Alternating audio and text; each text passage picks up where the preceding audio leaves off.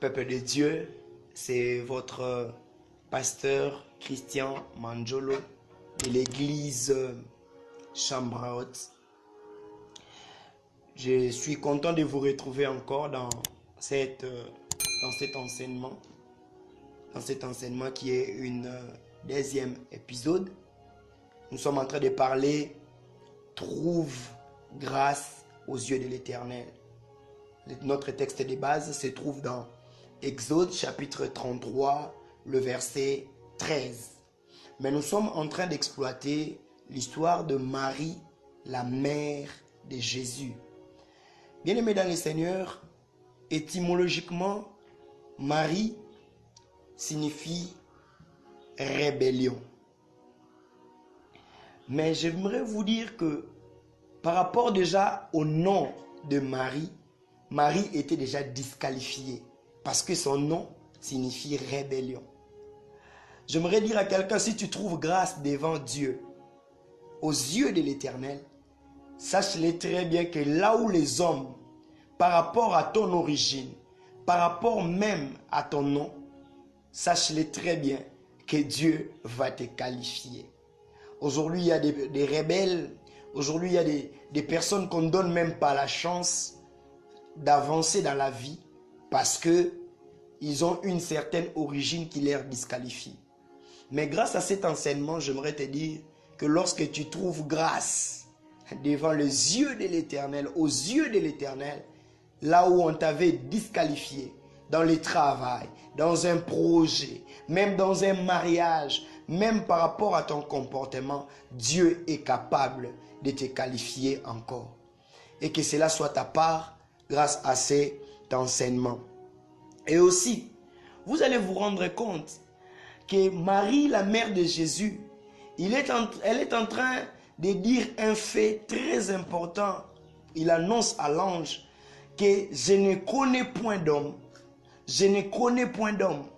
Et je suis donc vierge. Bien-aimé dans le Seigneur, une vierge enfantée, une vierge avoir une grossesse, c'est presque impossible. Et vous allez voir que Dieu permet à ce que celui qui écrit les livres de Luc, c'est un médecin. J'aimerais dire à quelqu'un, un médecin est choqué lorsqu'il écoute ou lorsqu'il entend qu'une vierge est enceinte. C'est une équation impossible. Mais j'aimerais dire que là où il y a la grâce de Dieu, et si tu trouves grâce aux yeux de l'Éternel, bien aimé, les gens seront choqués par rapport à ce que Dieu fera avec toi. Même si tu n'as pas encore de compétences, la grâce va au-delà des compétences humaines. Et la grâce va au-delà des équations humaines. Aujourd'hui, si on parle d'une vierge enfantée, les gens vont crier. Mais là où il y a la grâce, l'impossible devient possible. Bien-aimé, ne souffre pas. Là où les choses sont devenues impossibles, là où les choses sont devenues difficiles, bien-aimé, prie que la grâce, que tu trouves grâce aux yeux de l'Éternel. Et ces choses deviendront possibles. Je prie que Dieu te fasse entrer dans des domaines de possibilités. Si tu écoutes cet enseignement, pas seulement parce qu'on t'a demandé de s'abonner ou parce que tu me connais, mais je prie que la grâce qui fait à ce que nous puissions tenir ces assises puisse aussi te localiser. Et que cette grâce puisse aussi te faire du bien. Là où il y a les impossibilités dans le travail, dans le mariage, voire même aux personnes qui ont des difficultés de maternité, je prie que la grâce de Dieu puisse réellement être ton partage au nom de Jésus. Bien-aimé, il est important que là où il y a même des prophéties qui n'arrivent pas à s'accomplir, parce que la prophétie du Messie, le prophète Ésaïe l'a annoncé depuis des générations et des générations.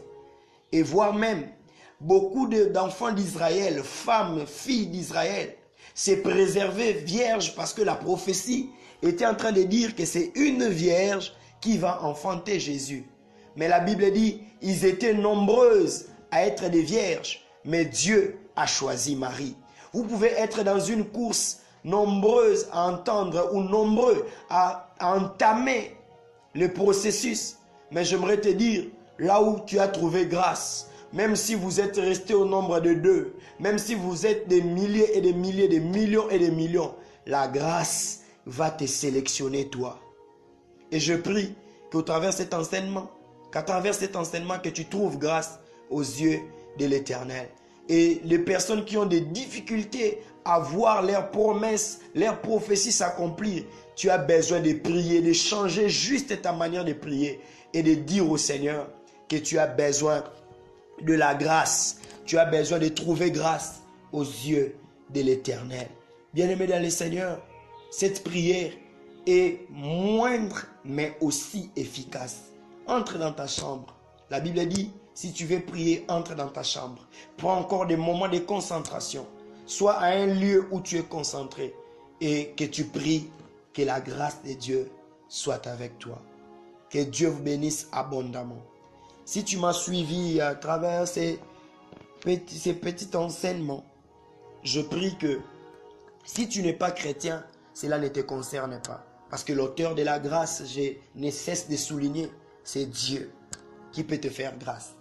Alors je prie que tu dises au Seigneur, je vais donner ma vie à toi pour être candidat, éligible à la grâce de Dieu.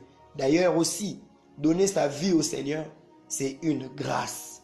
Et si tu es disposé et que cette grâce puisse aussi être avec toi. Et ceux qui m'ont suivi, qui sont déjà enfants de Dieu, j'aimerais vous dire que la grâce de Dieu soit avec vous et que la grâce de Dieu vous accompagne dans tout ce que vous êtes en train de faire. N'oubliez pas de vous abonner, de partager les liens et aussi d'activer la cloche pour qu'à chaque fois, vous puissiez être avertis par rapport à nos programmes, par rapport aux choses, par rapport à nos actualités. Que le Dieu des grâces vous bénisse abondamment. Soyez bénis dans vos maisons. Que Dieu vous bénisse.